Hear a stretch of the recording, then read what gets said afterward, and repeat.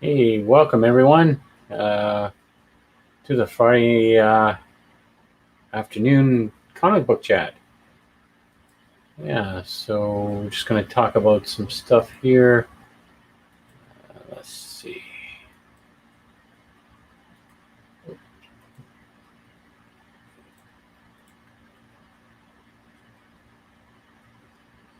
Just going to get some things set up here.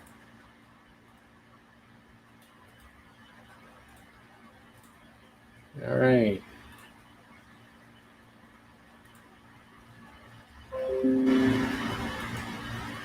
Yeah, so just looking at some stuff here for Bounding in the Comics. Looks like first look at Amazon and Image Comics Invincible animated series reveal main cast and race swap character.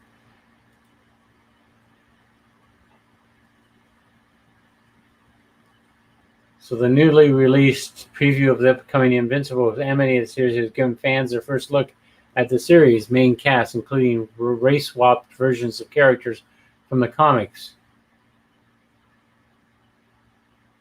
First published in a recent re-release of Invincible #1, the preview was offered by Image Comics for free in support of the 2020 edition of the annual free comic book day event.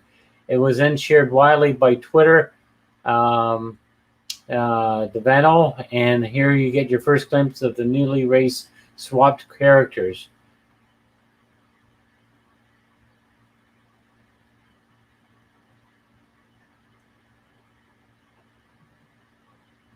The preview claims that it will closely adhere to the comics, which is based on the Robert Kirkman series, which follows the adventures of Mark Grayson. Grayson has grown up in the shadows of the greatest superhero of the universe, Omni-Man, who is no other than his own father, Nolan Grayson. According to the preview, the first episode of the animated series, which will be on Amazon's Prime streaming service, will run an hour long. The short 3-page preview also provides fans with their first look on the on-screen appearance of many members of the main cast. This includes Adam Eve, which will be voiced by Gillian Jacobs. Rex Suploid will be voiced by Jason Mantzoukas, and the character of Debbie Grayson will be voiced by Sandra Oh. Omni-Man will be voiced by none other than J.K. Simmons. Finally, The Walking Dead 7 Stephen Yeun will be voicing Invincible. It also promised to showcase some of the greatest villains like Mahler twins, Doc Sissimist. The next section, we see some close-up work of the conceptual art of Invincible.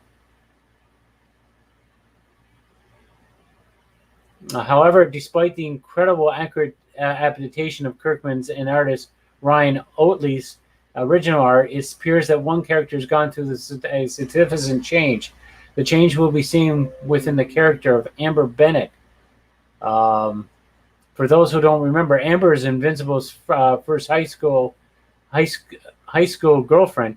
In the comics, she was a white woman, but now in the new animated series, she will be portrayed as a black woman. Her voice will be supplied by Deadpool 2's actors Zini Betts, and this is a very similar change seen with the CW adaptation of The Flash when they re-swapped the character of Iris West. What do you think of this change? Invincible is set to premiere sometime in 2020, exclusively on Amazon's Prime Video service.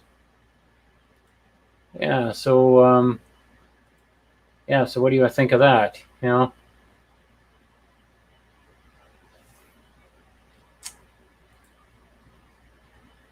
they're always making changes. Yeah, maybe it might be good. So let's see what else is new in comic book biz here.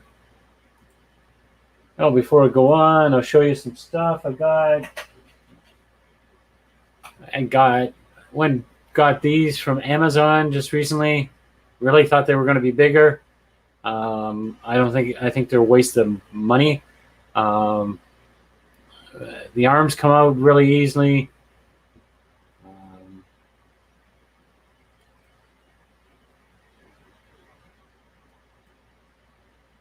so yeah, yeah, the arms come off. They're a lot smaller than I thought. I use them for drawing, so I was going to use them for drawing, but they're kind of tiny. I got the male figure here.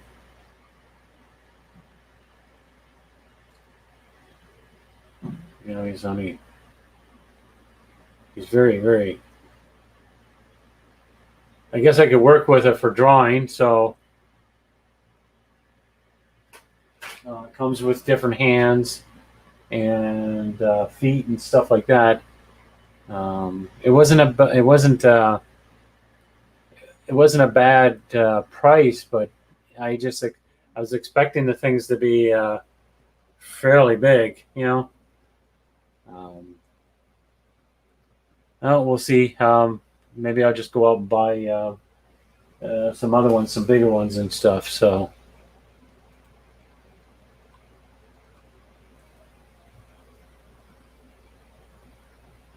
it looks like a report here of Valiant Comics Shutter's New York headquarters.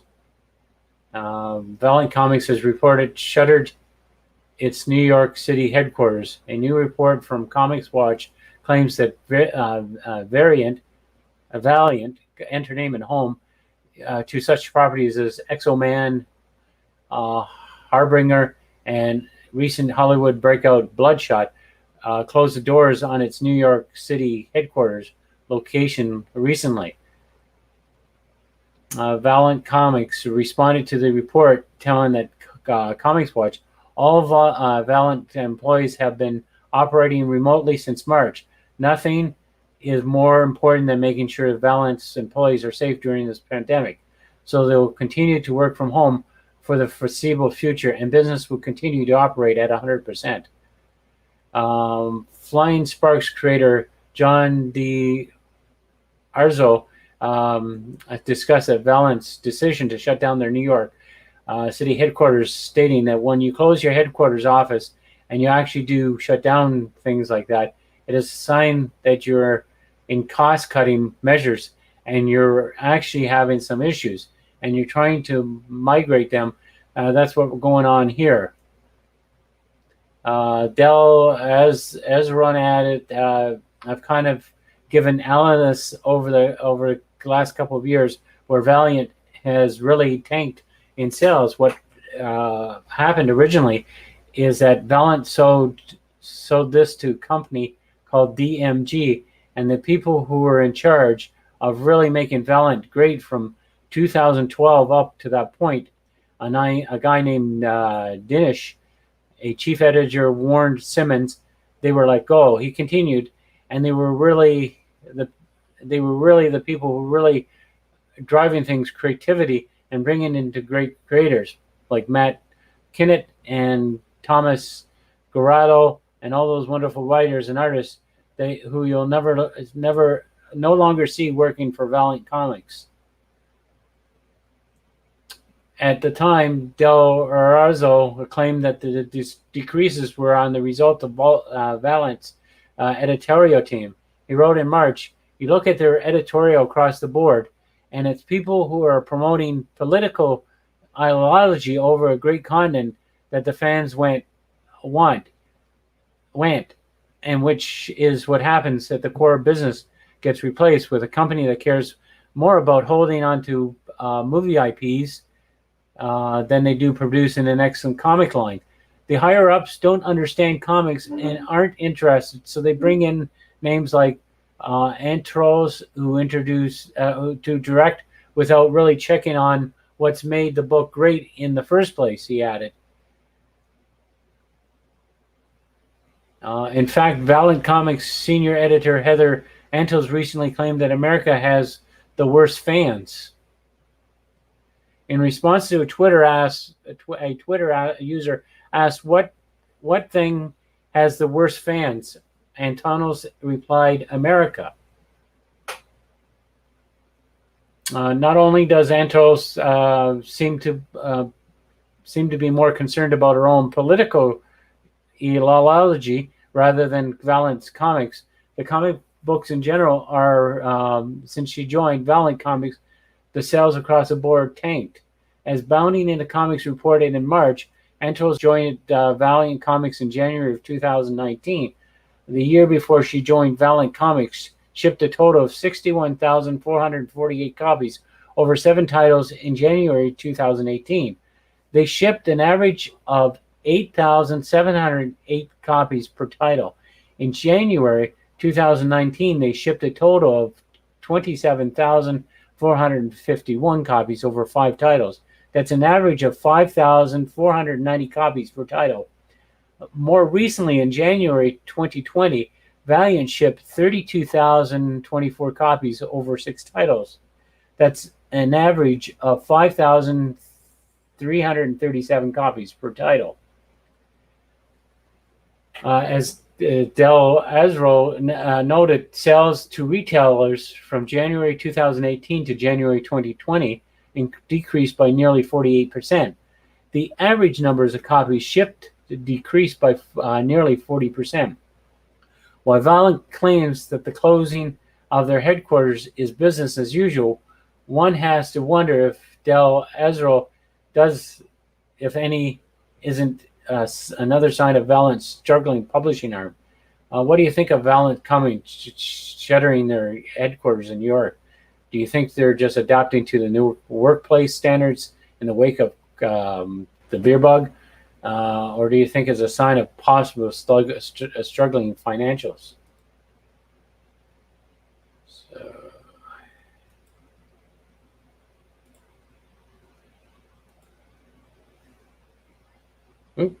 don't have a picture on his. Oops. All right, I have to bring a picture over on this one. So what do you think of Valiant Comics shutting their headquarters down in New York?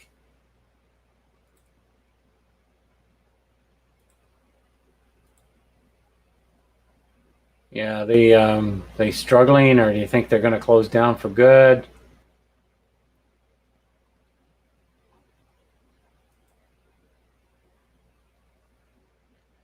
And there's some other news here about former X-Men artist Art Thibert. I heard his name say it before, but sorry about that, Art, if you're listening. So under Art Thibert comes under siege from Patton Oswalt, Fabian Nacia, and Dan Panzozia, and others. Former X-Men Art Thibert is currently running an Indiegogo campaign for Chrono Mechanics Retrofit. Was the subject of criticism for appearing on a live stream with Cyberfrog creator Ethan Van Sciver and YouTube personality Cecil.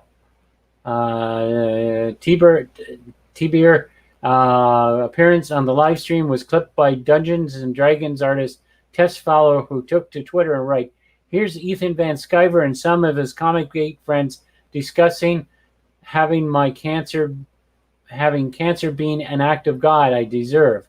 She especially called out Thibert, writing, Art Thibert is here laughing anyway. This is Comic-Gate.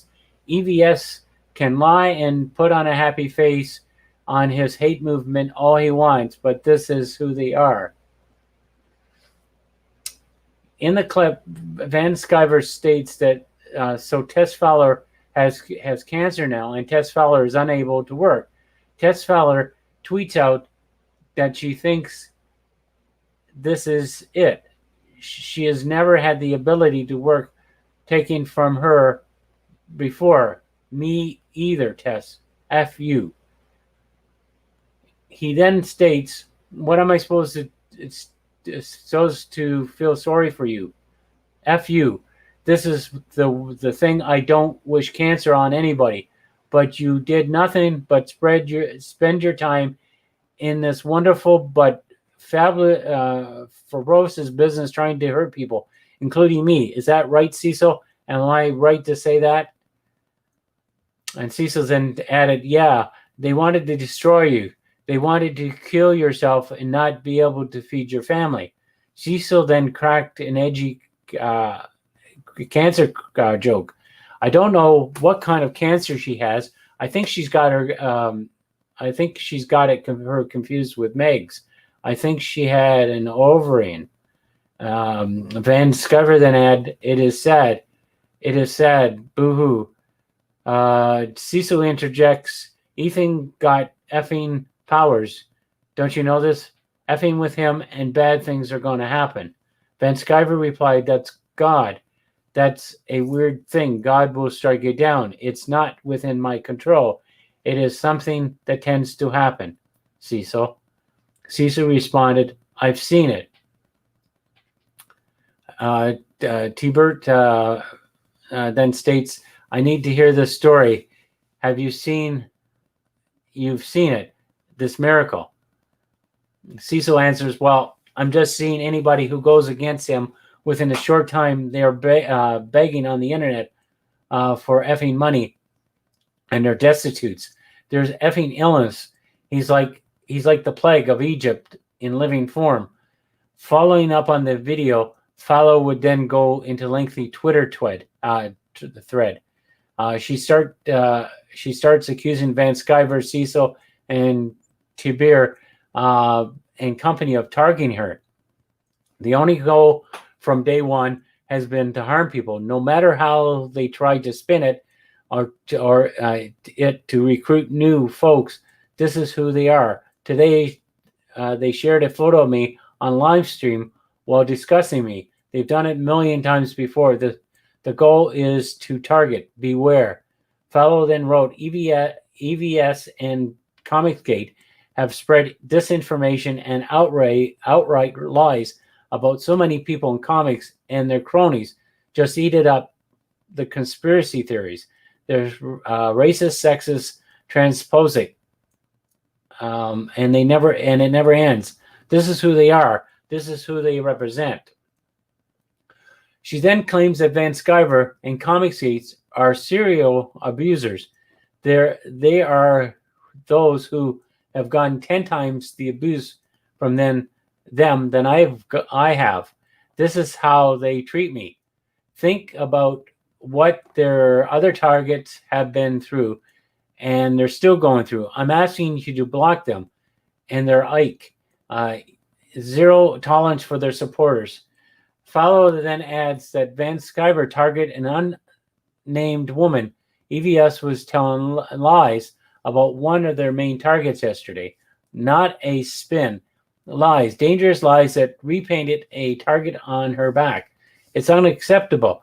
They pretend we're evil boogeymen out to get them, and all any of us wanted to be is left alone. The thread continues. EVS is currently trying to pretend that his verified account on Detox website is harmless fun, so he can poke at people who doxed him. 2, he's repairing the site, targeting everyone, but that's the price we pay for being public features. It's been meant to harm. Fowler then questions, why can't he just focus on his indie endeavors and leave the rest of us alone? I never understand, but he hasn't stopped for years. He's accused me of targeting him, even when I told him I don't give two shits about him. I begged him years ago to leave people alone. She wrote, but here he is, same dangerous BS, same conspiracy theories. Somebody's going to get hurt. Ignoring it hasn't worked. We still wind up on the unhinged lunatics, hounding us because of what he's doing. He then retreated her claims that Van Sciver is a harasser. I'm fine. It takes a lot more than BS to bring me down. But there are targets who are not fine, who went through sustained harassment, character smearing, even worse than they put me through. I'm asking to be aware of very valiant before they cause somebody to be seriously harmed. Fowler continues, P.S. The character assassination, the bold-faced lies, the disinformation has been spread about so many of us in comics. It's horrendous. It's evil. They've tried everything to paint us as villains who deserve whatever punishment they decide to dole out. It's dehumanizing. She then calls on her followers to protect others. She wrote, please, please, help.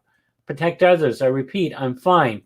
They've tried everything to break me over the years, and I'm still kicking.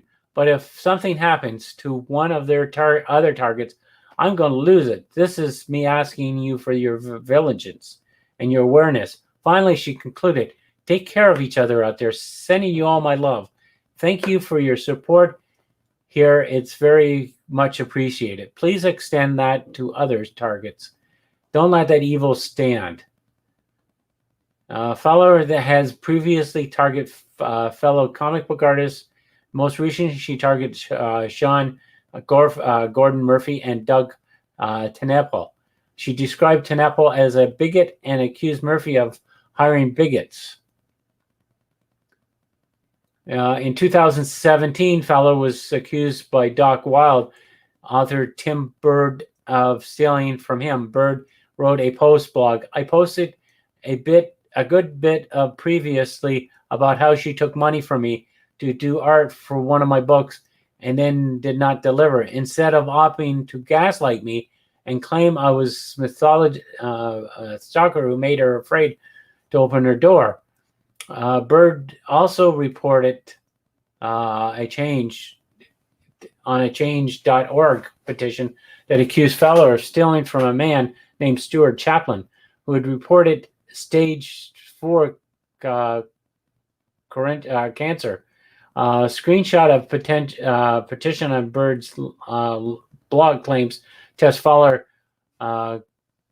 Gutsmitz, a sometime Los Angeles comic book artist, turns out to be world-class con artist, and her artistic license should be provoked. She's offered commissions artwork to a dying man, accepting gifts and money, made him wait for over a year. He has stage 4 cancer and ultimately regade on everything she promised, exploring him nastily without cause and delivering nothing but grief. Following Fowler's lengthy thread, Deadpool creator Fabian Nicieza had decided to go at Tiber. He wrote, Art Tiber, come, you have to be better than this. DC Comics art Pete would jump into the conversation saying, my guess is that this is who he always was.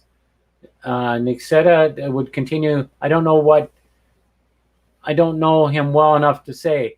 The times I've spent with him many years ago were always fun.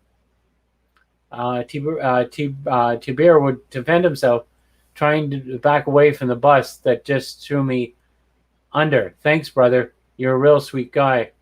And Nicieza replied, sorry, I really am. I can't throw you under the bus that you're riding in. In the separate response, Nicieza and Tiber would write, thanks, friends, for attacking my character. I would never laugh at somebody who has cancer. There's nothing funny about that.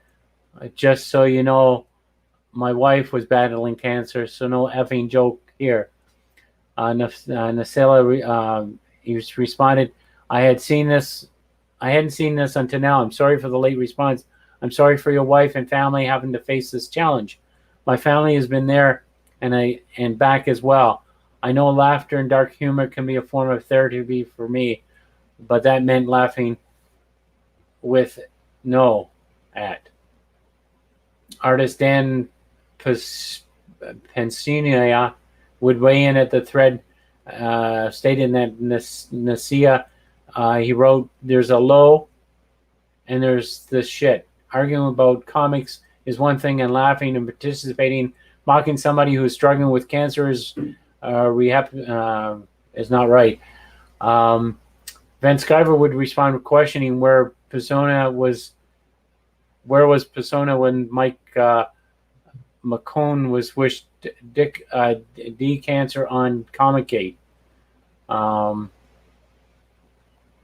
Persona responded, I don't endorse wishing cancer on anybody. I also don't laugh at anyone's struggle with it. My father died of cancer. My mother is dying of it.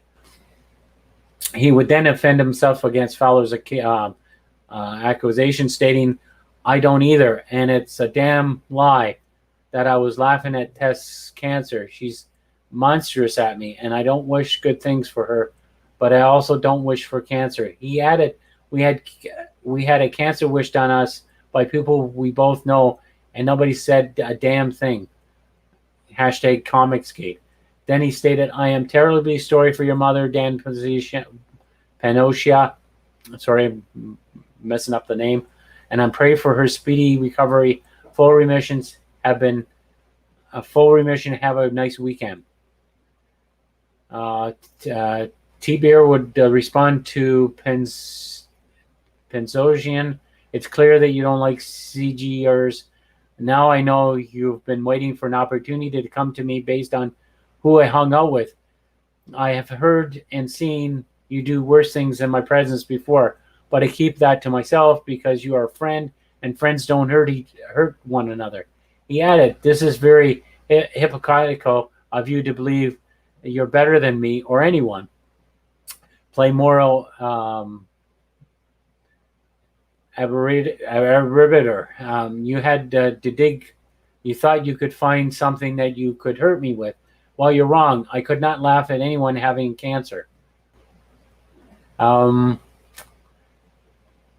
trying to. Marvel's Agent Shield actor Patton Oswalt get on the action, tweeting, "JFC, the effing wrong with people, goddamn."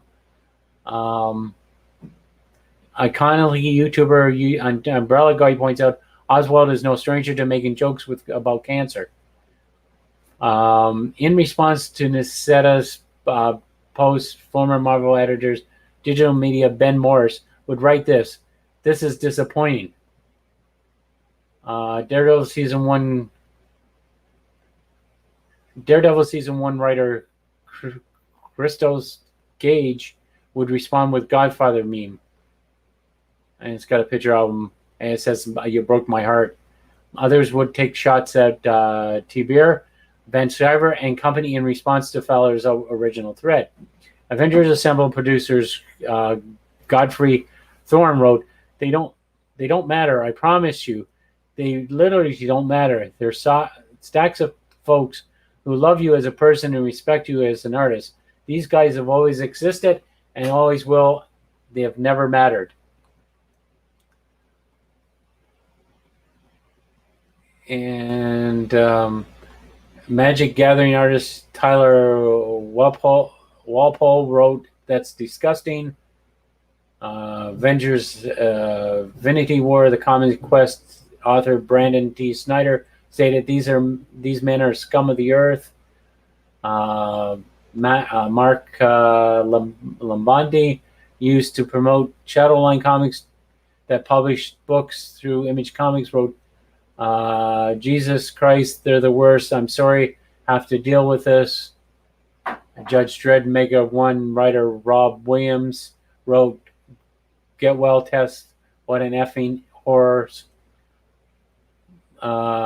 RWBY voice actor Shannon McCormick also added, "Tess, I'm sorry you're going through this. These people suck." T-Beer's Indiegogo campaign for Chromo Mechanics Retrofit has currently raised $48,266 from 663 backers. It's currently still funding through In Demand. What do you make of T-Beer's original comics? The comments. What about Fowler's accusation and sequential siege by fellow comic book creators?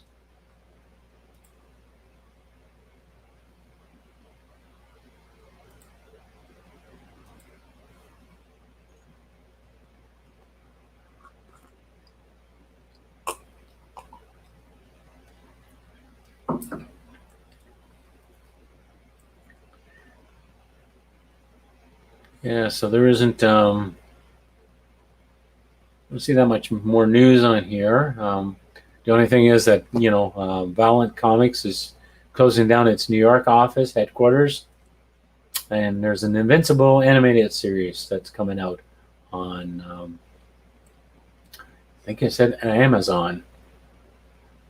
So I don't know if you're going to be watching Invincible. I've read the comic book. I liked it. Don't know if it's going to be the same.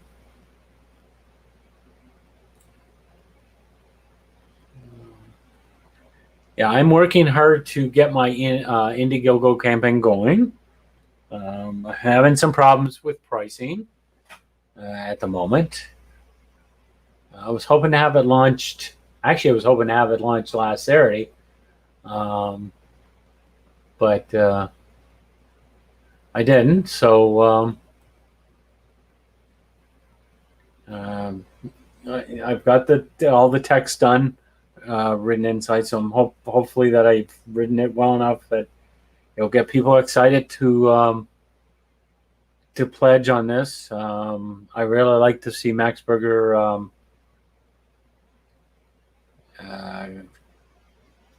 take off, and I can continue doing Max Berger. I'm not going to do as many as Dave Sim.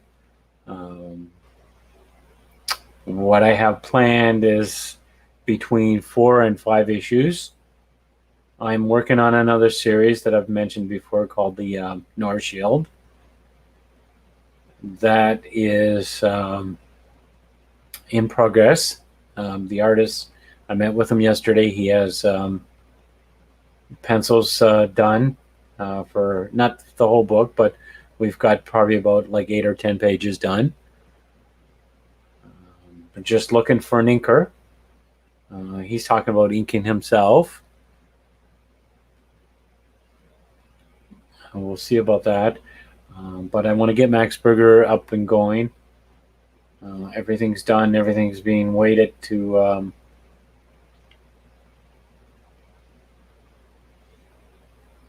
get put up. I just have to figure pricing. And I don't even know how many of a print run I'm going to be having. So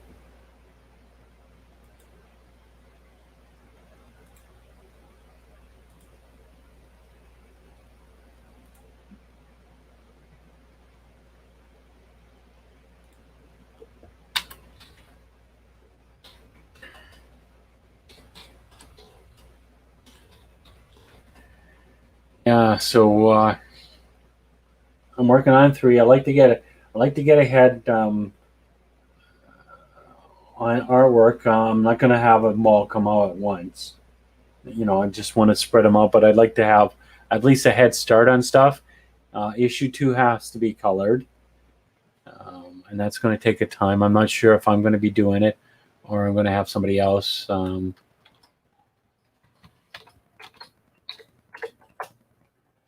So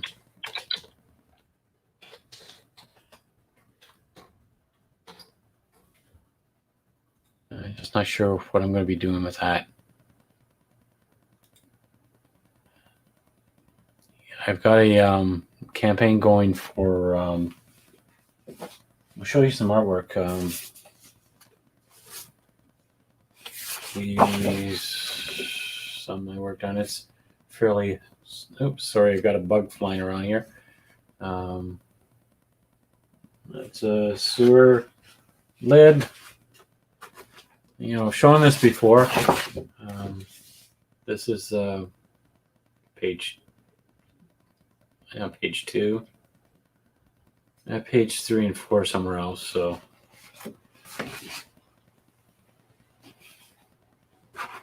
or 4 and 5 somewhere else. That one.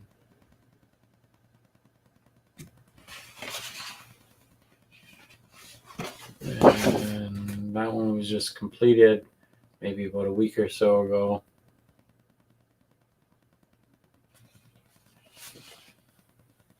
I have another page up. It's just a guy continuous running, so But I thought I'd come in today. I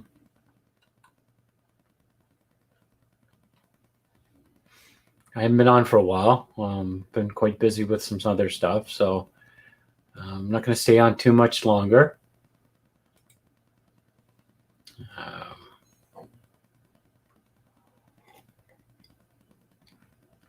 I'm going to try to get some guests on. I do like having guests on the show.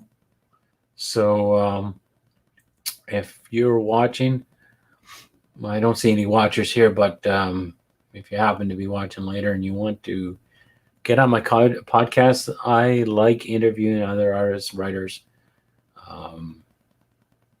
We don't talk anything political here on this page.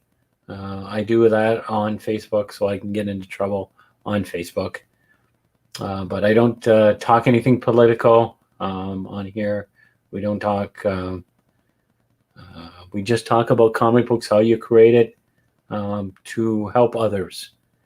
So if you want to come on the show, you can send me a message and let me know, and we'll have you on.